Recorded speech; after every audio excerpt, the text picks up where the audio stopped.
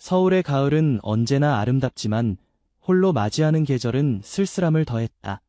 김영인 교장은 창가에 앉아 교정에 떨어지는 낙엽을 바라보며 깊은 한숨을 내쉬었다. 62년의 세월이 그녀의 얼굴에 새겨놓은 주름은 깊었지만 그 눈빛만은 여전히 강인했다. 30년 넘게 교직에 몸담으며 수많은 학생들을 가르쳤지만 정작 자신만의 가족은 이루지 못했다. 교육이 그녀의 전부였고 학교가 그녀의 집이었다. 교장 선생님, 신규 체육 교사가 오셨습니다. 비서의 목소리에 김영희는 생각에서 깨어났다. 그녀는 안경을 고쳤으며 등을 곧게 폈다. 들어오시라고 해요. 문이 열리고 한 남자가 들어왔다. 키가 크고 단단한 체격의 젊은 남자였다. 그의 얼굴에는 긴장감이 엿보였지만 또렷한 눈빛이 인상적이었다. 안녕하십니까, 교장 선생님. 새로 부임한 체육교사 조한입니다. 그의 목소리는 깊고 또렷했다. 김영희는 그를 주에 깊게 살폈다. 35세라고 했지만 운동으로 다져진 몸매와 건강한 피부 덕분에 더 젊어 보였다. 조한 선생님, 환영합니다. 우리 학교는 규율을 중시합니다. 특히 체육 수업은 학생들의 건강과 직결되는 만큼 더욱 철저히 관리해 주셨으면 합니다. 조한은 고개를 숙이며 대답했다. 네, 교장 선생님. 최선을 다하겠습니다. 김영희는 고개를 끄덕였다. 그럼 오늘부터 시작하세요. 수업 계획서는 내일까지 제출해 주시고요. 알겠습니다, 교장 선생님. 조한이 나간 후 김영희는 다시 창밖을 바라보았다. 새로운 교사의 부임은 그저 일상의 한 부분일 뿐이었다. 하지만 그녀는 왜인지 그의 눈빛이 마음에 남았다. 그 눈빛 속에서 그녀는 무언가 익숙한 감정을 읽었다. 그것은 외로움이었다.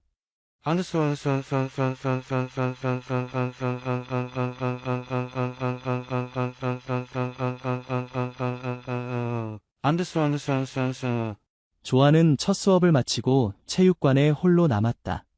빈 체육관에 울리는 농구공 튀는 소리만이 그의 유일한 친구였다. 그는 공을 던지며 생각에 잠겼다. 대학에서 체육을 전공하고 프로 농구 선수를 꿈꿨지만 무릎 부상으로 꿈을 접어야 했다. 그 후 그는 학교를 전전하며 임시직 체육교사로 일해왔다. 이번 학교는 그에게 정규직의 기회를 준 첫 번째 곳이었다. 하지만 김영인 교장의 엄격한 눈빛은 그를 긴장시켰다. 소문대로 까다롭고 엄격한 사람이었다. 그러나 그는 왠지 그녀의 눈빛 속에서 자신과 비슷한 무언가를 발견했다. 그것은 외면할 수 없는 고독감이었다. 아직도 계셨네요, 조한 선생님. 갑작스러운 목소리에 조한은 놀라 돌아보았다. 김영인 교장이 체육관 입구에 서 있었다. 교장 선생님, 늦은 시간까지 학교에 계셨군요. 김영희는 천천히 체육관으로 들어왔다. 학교는 제 집이나 다름없어요. 오히려 집보다 더 오래 있는 곳이죠. 조한은 농구공을 내려놓고 그녀를 바라보았다.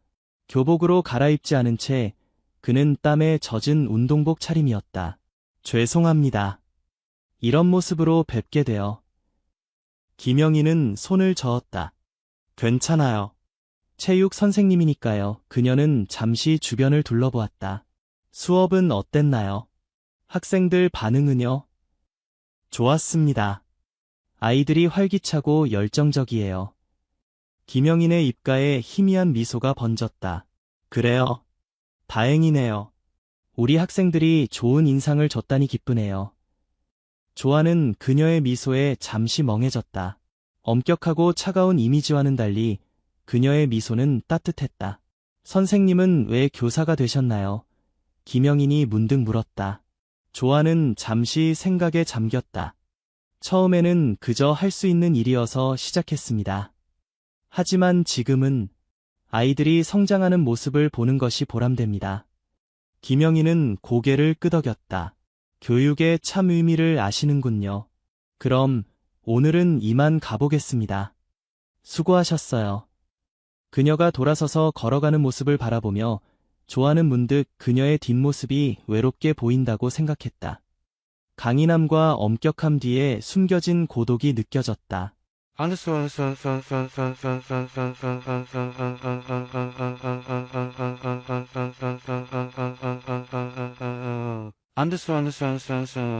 시간이 흐르며 학교는 겨울을 맞이했다. 조아는 점차 학교 생활에 적응해갔고 학생들 사이에서도 인기 있는 교사가 되었다. 그러나 교직원들 사이에서는 여전히 소원한 관계였다. 특히 김영인 교장과는 공식적인 대화 외에는 별다른 교류가 없었다. 그날은 유난히 추운 겨울날이었다. 눈이 내리기 시작하며 도로는 미끄러워졌고 학생들은 일찍 하교했다. 조아는 마지막 수업을 마치고 교무실로 향하던 중 복도에서 김영인 교장과 마주쳤다. 조안 선생님, 이렇게 늦게까지 계셨군요. 날이 많이 추운데 조심해서 가세요. 네, 교장 선생님도요. 오늘은 특히 눈이 많이 와서 길이 위험할 것 같습니다. 그 순간 학교의 불이 갑자기 꺼졌다. 순간적인 정전으로 복도는 어둠에 잠겼다. 아, 정전인가 봐요. 김영인이 말했다. 조아는 주머니에서 휴대폰을 꺼내 불빛을 켰다. 그 미약한 빛에 비춰진 김영인의 얼굴은 평소보다 더 나이 들어 보였지만 동시에 더 인간적으로 느껴졌다. 제 사무실로 가요. 거기 비상 랜턴이 있어요. 김영인이 제안했다. 그들은 어둠 속에서 조심스럽게 사무실로 향했다. 사무실에 도착한 김영인은 서랍에서 랜턴을 꺼내 켰다. 방 안이 희미한 불빛으로 밝아졌다. 앉으세요. 조안 선생님. 전기가 들어올 때까지 기다려야 할 것 같네요. 조안은 그녀 앞에 앉았다. 랜턴 불빛이 그들 사이에 놓여 두 사람의 얼굴을 희미하게 비추었다. 차라도 한 잔 드릴까요? 김영인이 물었다. 감사합니다. 하지만 전기가 없는데. 김영인은 미소 지었다. 전기가 필요 없는 차도 있답니다. 그녀는 서랍에서 작은 주전자와 찻잎을 꺼냈다. 이건 제가 항상 즐기는 보이차예요. 찬물에도 우러나는 차죠. 그녀는 물병에서 물을 따라 찻잎을 넣었다. 향긋한 차 향기가 방 안에 퍼졌다. 여기요. 그녀는 컵을 그에게 건넸다. 조아는 감사의 인사를 하며 차를 받았다. 첫 모금은 쓴맛이 강했지만 이내 깊은 향과 달콤함이 느껴졌다. 맛있네요. 처음 마셔보는 맛입니다. 김영인은 미소 지었다. 처음엔 누구나 쓰다고 하죠. 하지만 익숙해지면 그 깊은 맛을 알게 됩니다. 삶과 비슷하죠. 교장 선생님은 언제부터 교사 생활을 하셨나요? 조안이 문득 물었다. 김영인은 자신의 차를 한 모금 마시고 대답했다. 벌써 35년이 넘었네요. 대학을 졸업하자마자 교사가 되었으니까요. 35년이라 정말 대단하십니다. 저는 아직 이 길에 확신이 없어요. 김영인은 그를 물끄러미 바라보았다. 확신이요? 인생에 확신이란 건 없어요. 조안 선생님. 우리는 그저 매일매일 최선을 다할 뿐이죠. 교장 선생님은 후회 없으신가요? 교사로 살아오신 것이요. 김영인은 잠시 생각에 잠겼다. 후회. 그런 건 누구나 있겠죠. 하지만 지금 돌이켜보면 내가 할 수 있는 최선의 선택이었다고 생각해요. 그녀의 눈빛에 순간 슬픔이 스쳐 지나갔다. 조아는 그것을 놓치지 않았다. 가족은요? 결혼은 안 하셨나요? 김영인은 잠시 침묵했다. 그녀의 눈길이 책상 위 작은 화분으로 향했다. 그럴 기회가 없었어요. 젊은 시절에는 교육에 모든 열정을 쏟았고 나이 들어서는 글쎄요, 때를 놓친 거겠죠. 조아는 그녀의 말에 공감했다. 그 역시 자신의 꿈을 좇느라 개인적인 행복을 놓쳐버린 경험이 있었다. 저도 비슷해요. 농구 선수가 되겠다는 꿈 하나로 모든 것을 걸었는데 부상으로 그 꿈이 산산조각 났을 때는 모든 게 무의미하게 느껴졌어요. 김영인은 그를 이해하는 눈빛으로 바라보았다. 꿈이 깨지는 건 정말 아픈 일이죠. 하지만 그 아픔이 우리를 성장시키기도 해요. 교장 선생님은 어떤 꿈이 있으셨나요? 어린 시절의 꿈이요. 김영인의 얼굴에 옅은 웃음이 번졌다. 작가가 되고 싶었어요. 책을 쓰고 내 이야기로 많은 사람들에게 영감을 주는 그런 작가요. 그 꿈을 포기하셨나요? 포기라기보다는 현실이라는 벽에 부딪힌 거겠죠.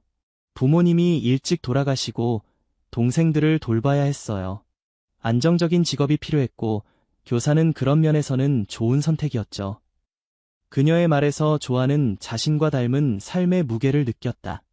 두 사람 모두 자신의 꿈을 희생하고 현실에 적응해야 했던 사람들이었다. 갑자기 불이 들어왔다. 전기가 복구된 것이다. 방안이 밝아지자 두 사람은 자신들이 얼마나 가까이 앉아 대화를 나누고 있었는지 깨달았다. 김영희는 자리에서 일어났다. 전기가 들어왔네요. 이제 집에 가야겠어요. 조안도 따라 일어났다. 네, 저도요. 오늘 좋은 차와 대화 감사합니다. 그는 문을 향해 걸어갔지만 문득 생각이 나서 돌아섰다. 교장 선생님, 혹시 주말에 시간 되시면 같이 커피라도 한잔 하실래요? 제가 알고 있는 좋은 카페가 있는데. 김영희는 놀란 표정으로 그를 바라보았다. 조아는 자신이 너무 무례했다고 생각하고 말을 바꾸려 했다. 아, 죄송합니다. 제가 너무 무례했네요. 하지만 예상과 달리 김영희는 부드러운 미소를 지었다. 좋아요. 그러죠. 조아는 자신의 귀를 의심했다. 정말요? 네, 왜 안 되겠어요? 동료 간의 차 한 잔쯤이야. 조아는 기쁨을 감추지 못하고 밝게 웃었다. 그럼 토요일 오후 3시에 만나요. 제가 학교 앞으로 마중 나갈게요. 김영희는 고개를 끄덕였다. 그녀는 자신이 왜 이런 제안을 받아들였는지 이해할 수 없었지만 오랜만에 느껴지는 설렘은 거부할 수 없었다.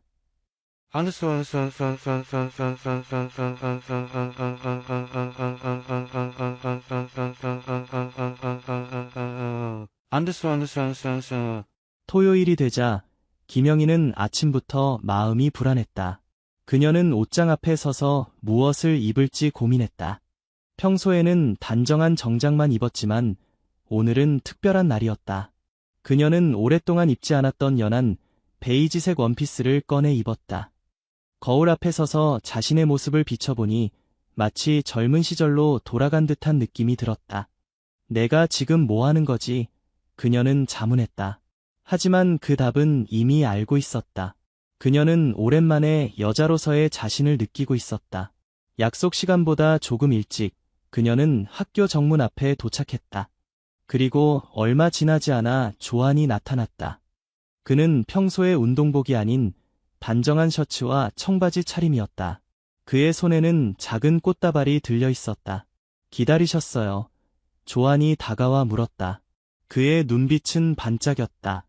아니요, 방금 왔어요. 김영희는 조금 쑥스러운 미소를 지었다. 조안은 꽃다발을 그녀에게 건넸다. 선생님을 위한 작은 선물이에요. 김영희는 놀라움을 감추지 못했다. 고맙습니다. 이런 건 처음이네요. 처음이라뇨? 누군가에게 꽃을 받는 건 정말 오랜만이에요. 조아는 그녀의 말에 가슴이 아려왔다. 그는 그녀의 외로움을 더 깊이 이해하기 시작했다. 그럼 앞으로 더 자주 선물해 드려야겠네요. 자, 이제 가볼까요? 그들은 조용한 카페로 향했다. 카페 안은 따뜻한 분위기였고 창가 자리에서는 공원이 내려다 보였다. 두 사람은 차를 마시며 오랫동안 이야기를 나눴다. 처음에는 학교 이야기로 시작했지만 점차 개인적인 이야기로 흘러갔다. 선생님은 왜 결혼을 안 하셨어요? 김영인이 문득 물었다. 조아는 잠시 생각에 잠겼다. 처음에는 농구에 모든 것을 걸었고 그 후에는 불안정한 생활 때문에 누군가에게 약속을 할 수 없었어요. 그리고 아직 진정한 사랑을 만나지 못했던 것 같기도 해요. 김영희는 고개를 끄덕였다. 사랑이란 참 신비로운 거죠. 어떤 사람들에게는 너무 쉽게 찾아오고 또 어떤 사람들에게는 영영 오지 않는 것 같아요. 하지만 늦지 않았다고 생각해요. 사랑은 언제든 찾아올 수 있으니까요. 조안의 눈빛이 그녀를 향했다. 김영희는 그의 시선을 피했다. 제 나이에는 그런 건 사치일 뿐이에요. 나이가 무슨 상관인가요? 마음이 중요한 거지. 김영희는 웃음을 터뜨렸다. 정말 젊은 사람답게 말하네요. 하지만 세상은 그렇게 단순하지 않아요. 단순하게 생각할 수도 있잖아요. 좋은 사람을 만나고 함께 시간을 보내고 서로를 알아가는 것, 그게 사랑의 시작 아닌가요? 김영희는 그의 말에 잠시 생각에 잠겼다. 그녀의 마음속에서는 무언가가 조금씩 변하고 있었다. 시간이 흘러바뀌 어두워졌다. 그들은 카페를 나와 공원을 거닐었다. 가을의 마지막 낙엽이 길가에 쌓여 있었고 가로등 불빛이 그들을 비추었다. 오늘 정말 즐거웠어요. 조안이 말했다.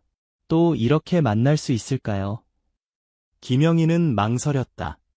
그녀는 이 만남이 단순한 동료 간의 만남을 넘어서고 있다는 것을 알고 있었다.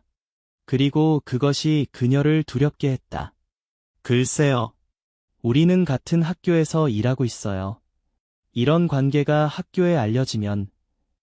조안은 그녀의 손을 잡았다. 그 순간 김영희는 놀라움에 굳어버렸다. 선생님, 저는 진심이에요. 이건 단순한 호기심이나 일시적인 감정이 아니에요. 선생님을 처음 봤을 때부터 느꼈어요. 우리는 서로를 이해할 수 있는 사람들이라는 거요. 김영희는 그의 손을 뿌리치지 않았다.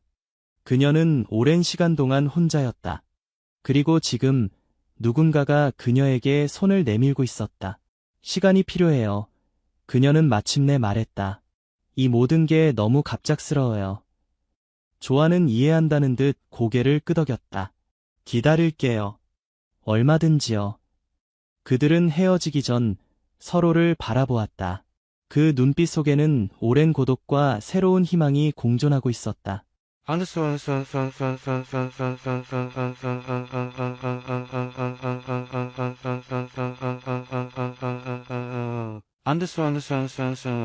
그 후로 김영인과 조안은 비밀스럽게 만남을 이어갔다. 학교에서는 여전히 교장과 교사로서의 관계를 유지했지만 방과 후나 주말에는 서로의 시간을 함께했다.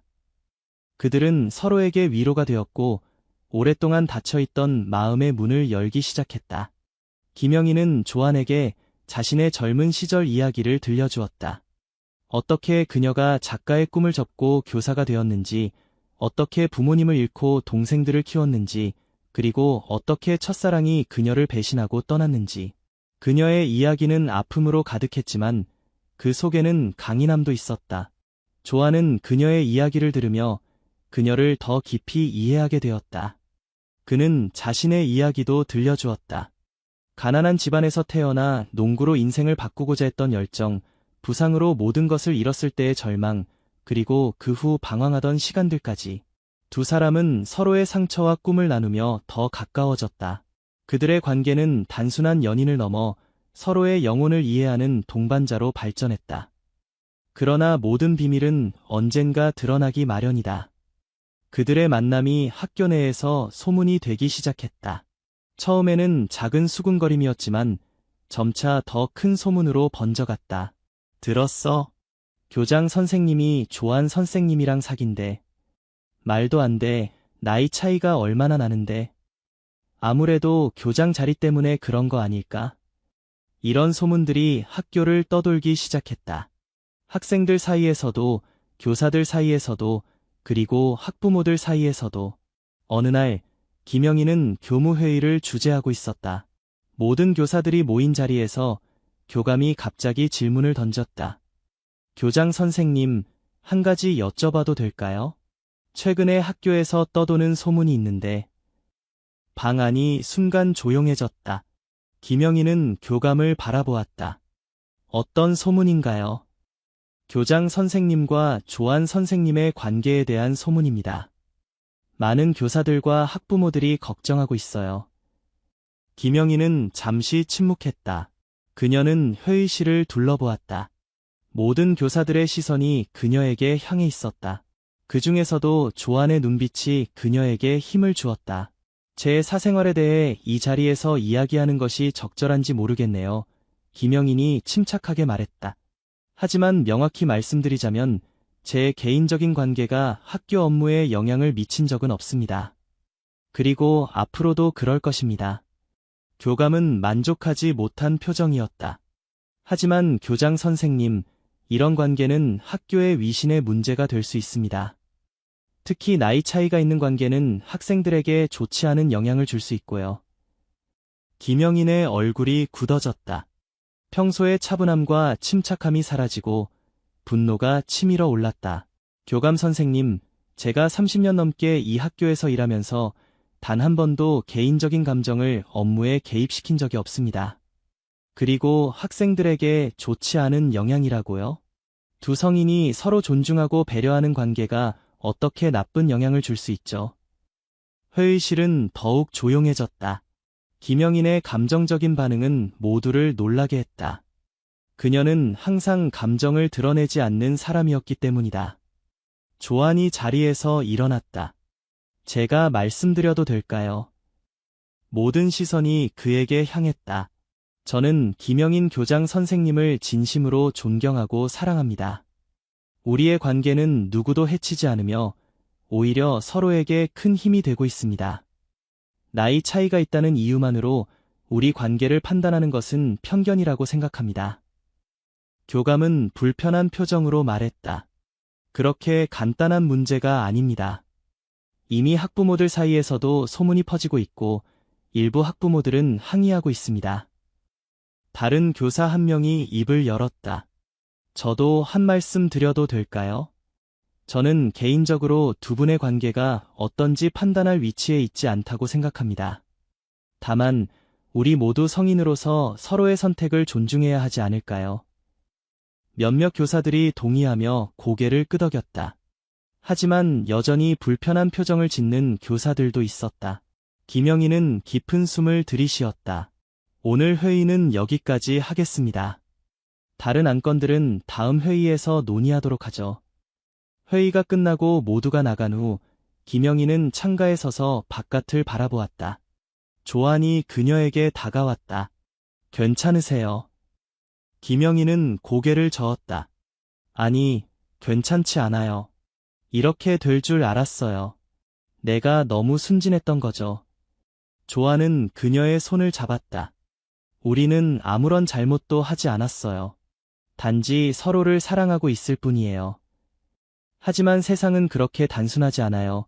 조안 씨, 사람들은 항상 판단하고 비난하고 수군거려요. 조안은 그녀를 바라보았다. 그녀의 눈에는 눈물이 맺혀 있었다. 그럼 우리가 헤어져야 한다고 생각하세요? 김영인은 잠시 침묵했다. 그녀의 마음 한편에서는 그래, 이제 그만두자라는 목소리가 들렸다. 하지만 다른 한편에서는 아니, 이제야 찾은 행복을 놓치지 마라는 목소리도 들렸다. 시간이 필요해요. 그녀는 마침내 말했다. 이 모든 상황을 정리할 시간이요. 조안은 이해한다는 듯 고개를 끄덕였다. 하지만 그의 눈빛에는 두려움이 있었다. 그는 그녀를 잃을까 봐 두려웠다.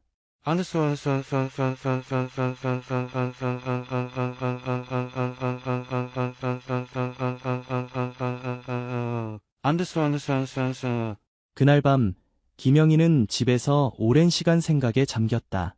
그녀는 자신의 삶을 돌아보았다. 항상 규칙과 원칙에 따라 살아왔고 감정보다는 이성을 우선시했다. 그런 그녀가 이제 와서 모든 것을 뒤엎을 준비가 되어 있을까? 그러나 조안과 함께한 시간들이 떠올랐다. 그와 함께할 때 그녀는 오랜만에 진정한 행복을 느꼈다. 그는 그녀의 고독을 이해해 주었고 그녀의 이야기를 들어주었으며 그녀를 있는 그대로 받아들여 주었다. 다음 날 아침 김영인은 학교에 평소보다 일찍 도착했다. 그녀는 조안에게 문자를 보냈다. 체육관에서 만나요. 조안이 도착했을 때 김영인은 이미 체육관에 와 있었다. 그녀는 창가에 서서 밖을 바라보고 있었다. 교장 선생님, 조안이 불렀다. 김영인은 천천히 돌아섰다. 그녀의 표정은 평소보다 더 부드러웠다. 이제 공식적인 자리가 아닐 때는 영인이라고 불러도 돼요. 조아는 놀란 표정을 지었다. 정말요? 김영희는 고개를 끄덕였다. 어젯밤 많은 생각을 했어요. 내 인생에서 처음으로 내 마음을 따르기로 했어요. 조안의 얼굴에 미소가 번졌다. 그럼, 우리 계속 만나도 되는 건가요? 네, 하지만 조건이 있어요. 학교에서는 철저히 교장과 교사의 관계를 유지해야 해요. 그리고 학생들 앞에서는 항상 프로페셔널하게 행동해야 해요. 조아는 기쁨을 감추지 못하고 그녀에게 다가갔다. 그는 그녀를 끌어안으려 했지만 김영희는 손을 들어 그를 막았다. 여기는 학교예요, 조안 씨. 조아는 웃으며 한 발 물러섰다. 네, 알겠습니다. 교장 선생님. 그들은 서로를 바라보며 미소 지었다. 그 순간 김영희는 오랜만에 진정한 평화를 느꼈다. 그리고 그녀는 자신이 올바른 선택을 했다고 확신했다.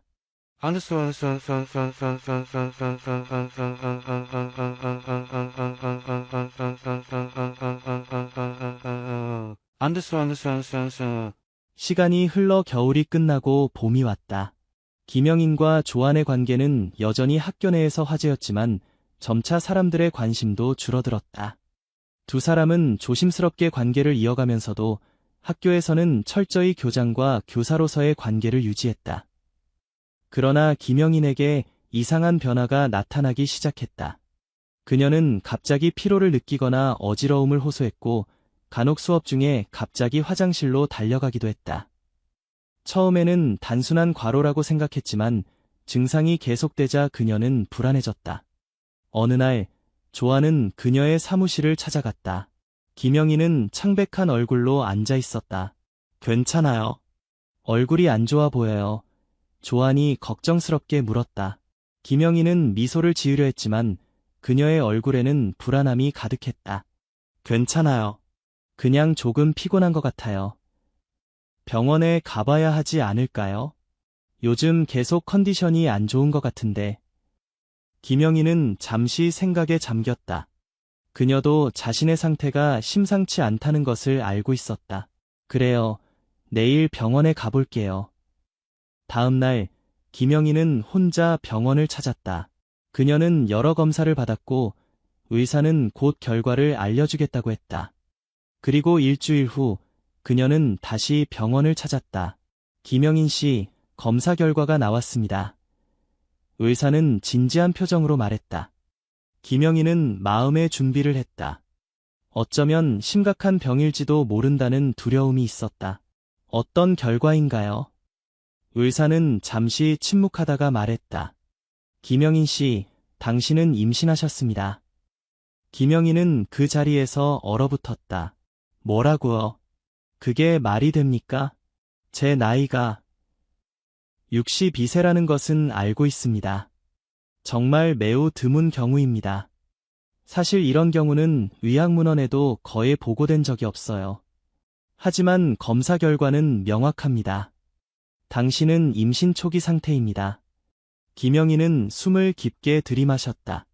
그녀의 머릿속은 혼란스러웠다. 임신이라니, 그것도 이 나이에, 이게 가능한 건가요?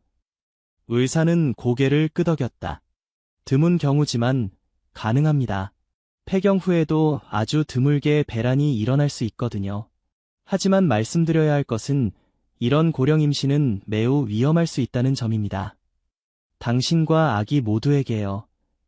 김영희는 의사의 말을 더 이상 듣지 못했다.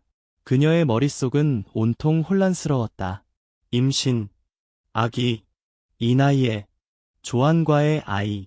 병원을 나온 그녀는 공원 벤치에 앉아 오랫동안 생각에 잠겼다. 어떻게 해야 할지, 이 사실을 조안에게 어떻게 알려야 할지, 그리고 학교는 어떻게 해야 할지. 모든 것이 불확실했다. 하지만 한 가지 분명한 것은 있었다. 그녀는 이 아이를 갖고 싶었다. 60년이 넘는 세월 동안 그녀는 한 번도 모성을 경험해 본 적이 없었다. 그리고 이제 기적처럼 그녀에게 그 기회가 찾아온 것이다. 그날 저녁, 김영희는 조안에게 전화를 걸었다. 오늘 저녁에 시간 있어요? 중요한 이야기가 있어요. 조안은 그녀의 목소리에서 심각함을 느꼈다. 네, 물론이죠. 어디서 만날까요? 우리 집으로 와주세요. 김영인의 집, 조안은 그곳에 몇 번 가본 적이 있었지만 그녀가 집으로 초대한 것은 이번이 처음이었다. 그는 무슨 일이 있는지 걱정되었지만 곧바로 그녀의 집으로 향했다. 김영인의 집은 조용한 아파트 단지에 있었다. 그녀의 집은 단정하고 깔끔했지만 어딘가 외로워 보였다. 벽에는 그녀가 교장으로 임명된 날의 사진과 학생들과의 단체 사진이 걸려 있었다. 가족 사진은 없었다. 조안이 도착했을 때 김영희는 테이블에 차를 준비해 두고 있었다. 그녀는 평소보다 더 긴장해 보였다. 앉으세요, 조안 씨. 조안은 그녀 맞은편에 앉았다. 무슨 일이에요? 많이 걱정돼 보여요. 김영희는 잠시 침묵했다. 그녀는 어떻게 이 소식을 전해야 할지 고민했다. 오늘 병원에 다녀왔어요. 조안의 표정이 걱정스러워졌다. 무슨 일이 있나요? 많이 아픈가요? 김영희는 깊은 숨을 들이쉬었다. 아니요, 아픈 건 아니에요. 그보다는 더 복잡한 상황이에요. 그녀는 잠시 말을 멈추고 그를 바라보았다. 그의 눈빛에는 진심 어린 걱정이 담겨 있었다. 제가 임신했어요. 조안의 얼굴이 굳어졌다. 그는 자신이 제대로 들었는지 확신할 수 없었다. 뭐라고요? 임신했어요. 조안 씨, 우리 아이를 가졌어요. 조안은 한동안 말을 잊었다. 그는 그저 그녀를 바라볼 뿐이었다. 그게 어떻게 가능한가요? 김영희는 미소를 지었다. 의사도 그렇게 물었어요. 정말 드문 경우라고 하더군요. 하지만 사실이에요. 조안은 자리에서 일어나 그녀에게 다가갔다. 그는 그녀 앞에 무릎을 꿇고 그녀의 손을 잡았다. 정말이에요. 우리 아이를 가졌다고요. 김영희는 고개를 끄덕였다. 그녀의 눈에는 눈물이 맺혔다. 네, 그래요. 조안의 얼굴에 미소가 번졌다. 그는 그녀를 꼭 끌어안았다. 이건 기적이에요. 영인 씨, 정말 기적이에요. 김영희는 그의 품에 안겨 눈물을 흘렸다. 그녀는 조안이 어떤 반응을 보일지 두려웠지만 그의 순수한 기쁨에 안도감을 느꼈다. 하지만 의사는 위험할 수 있다고 했어요. 내 나이가 있어서. 조안은 그녀에게서 살짝 떨어져 그녀의 얼굴을 바라보았다. 걱정하지 마세요. 내가 항상 곁에 있을게요. 우리 함께 이겨낼 거예요. 그날 밤 그들은 오랫동안 이야기를 나눴다. 앞으로 어떻게 해야 할지, 이 사실을 언제 공개할지, 그리고 어떻게 아이를 키울지. 모든 것이 불확실했지만 한 가지 확실한 것은 그들이 함께 이 상황을 헤쳐나갈 것이라는 점이었다.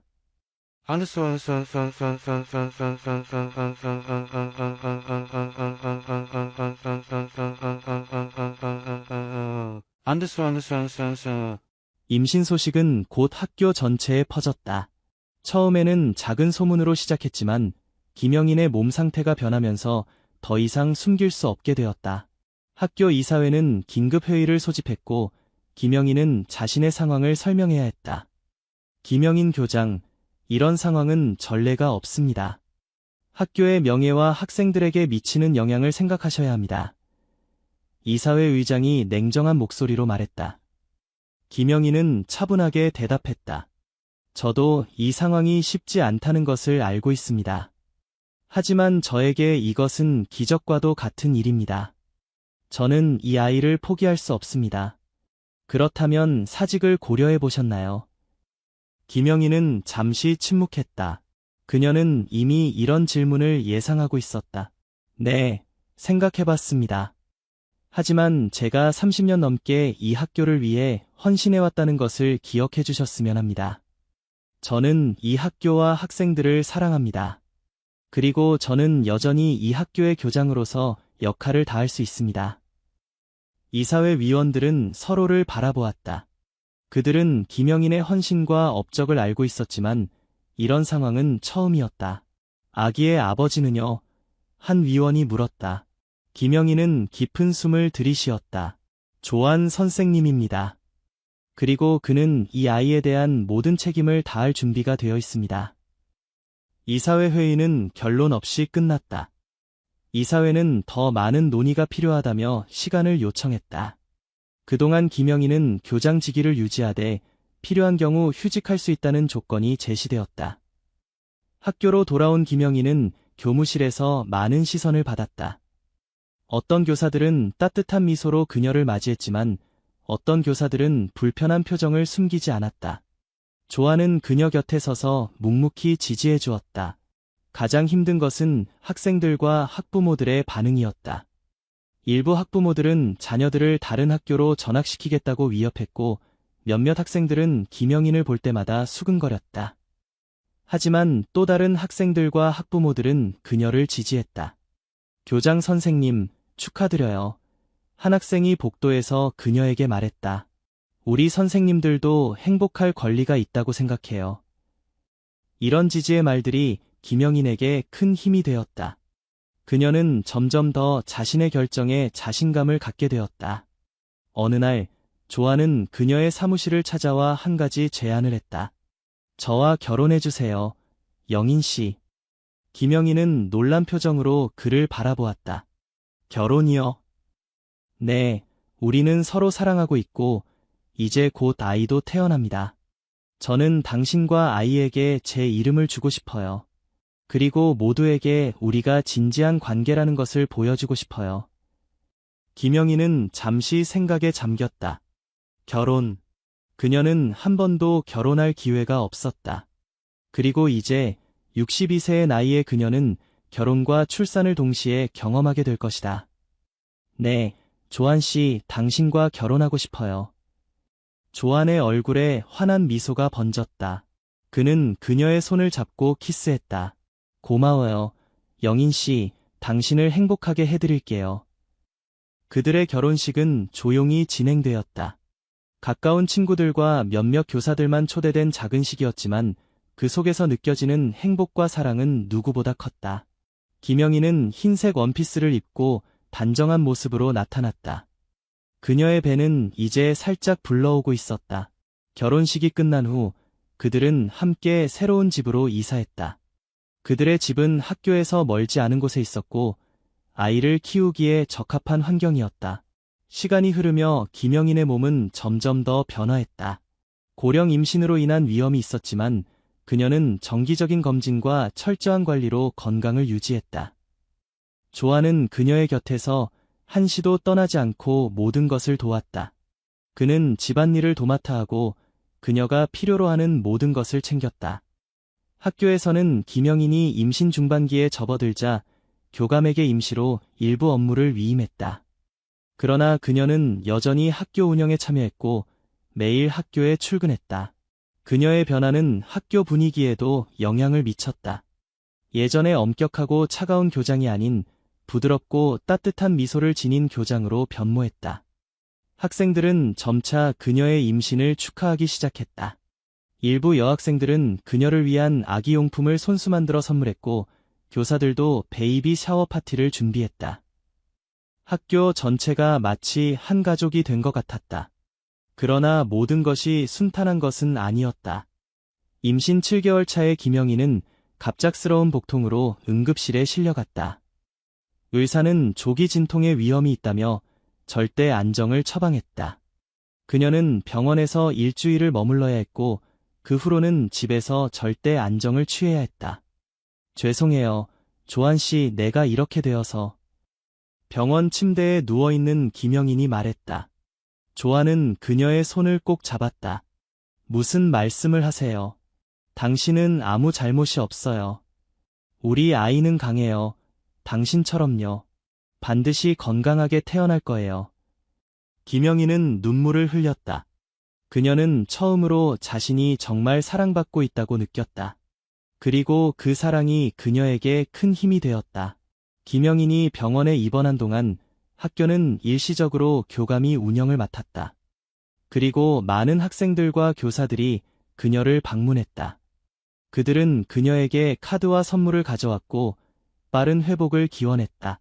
교장 선생님, 빨리 건강해지세요. 학교가 선생님을 기다리고 있어요. 한 학생이 손수 만든 카드를 건네며 말했다. 이런 따뜻한 마음들이 김영인에게 큰 위로가 되었다. 그녀는 자신이 학교에 소속감을 느끼고 있다는 것을 처음으로 깨달았다. 그것은 단순한 직장이 아니라 그녀의 삶의 일부였다. 퇴원 후 김영인은 조안과 함께 집에서 지내며 출산을 준비했다. 조안은 그녀의 든든한 지원자가 되어주었다. 그는 학교에서 돌아오면 바로 집안일을 하고 김영인이 편안하게 쉴 수 있도록 모든 것을 챙겼다. 조안 씨, 당신은 정말 천사 같아요. 김영인이 어느 날 저녁 조안이 그녀를 위해 준비한 따뜻한 차를 마시며 말했다. 조안은 그녀 옆에 앉아 그녀의 배를 부드럽게 쓰다듬었다. 당신과 우리 아이는 내 인생에서 가장 소중한 존재예요. 당신들을 위해서라면 무엇이든 할 수 있어요. 김영인은 그의 손을 잡았다. 나이 차이 때문에 당신이 희생하는 것 같아 미안해요. 조안은 고개를 저었다. 희생이 아니에요. 영인 씨, 이건 내 선택이고 내가 원하는 삶이에요. 당신과 함께라면 나이 차이 같은 건 아무 의미 없어요. 그들은 서로를 바라보며 미소 지었다. 그 순간 김영인은 배에서 강한 움직임을 느꼈다. 아, 아기가 움직여요. 그녀는 놀라며 말했다. 조안은 즉시 손을 그녀의 배에 올렸다. 그리고 그들은 함께 아기의 움직임을 느꼈다. 그 순간 그들은 진정한 가족이 되었다는 것을 실감했다. 임신 9개월 차, 김영인은 예정일보다 2주 일찍 진통을 느꼈다. 조안은 서둘러 그녀를 병원으로 데려갔다. 고령 임신이었기 때문에 의사들은 모든 준비를 철저히 했다. 괜찮아요. 영인 씨, 곧 우리 아이를 만날 수 있어요. 조안이 그녀의 손을 꼭 잡으며 말했다. 김영인은 불안한 표정으로 그를 바라보았다. 내가 잘할 수 있을까요? 이 나이에 엄마가 된다는 게. 당신은 최고의 엄마가 될 거예요. 당신이 학생들을 대하는 모습을 봐왔잖아요. 당신은 누구보다 따뜻하고 지혜로운 사람이에요. 김영인은 진통의 고통 속에서도 미소를 지었다. 그녀는 조안의 말에 용기를 얻었다. 출산은 쉽지 않았다. 그녀의 나이와 체력을 고려해 의사들은 제왕절개를 권했고 수술은 성공적으로 진행되었다. 마침내 작고 건강한 여자아이가 세상에 나왔다. 축하합니다. 건강한 여자아이예요. 의사가 활짝 웃으며 말했다. 간호사가 아기를 김영인의 품에 안겨주었다. 김영인은 처음으로 자신의 아이를 품에 안았다. 아기는 작고 연약했지만 그녀의 눈은 이미 호기심으로 가득 차 있었다. 안녕, 우리 딸. 김영인이 눈물을 흘리며 말했다. 엄마가 여기 있어. 조안은 그녀 옆에 서서 아내와 딸을 바라보았다. 그의 눈에도 눈물이 고였다. 고마워요. 영인 씨, 이렇게 소중한 선물을 주셔서.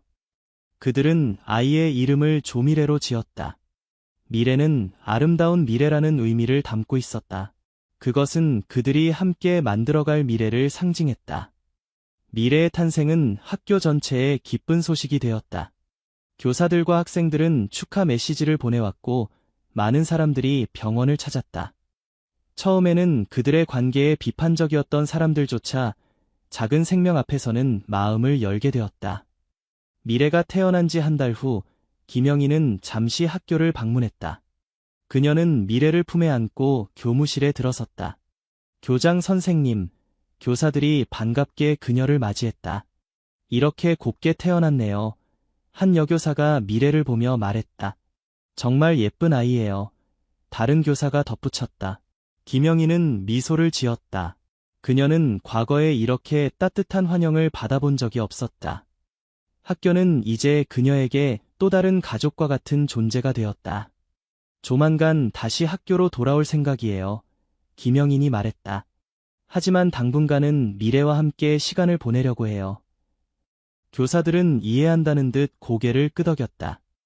그들은 김영인이 이제 교장일 뿐만 아니라 한 아이의 어머니라는 것을 존중했다. 미래가 태어난 지 6개월이 지났을 때 김영희는 다시 학교로 복귀했다.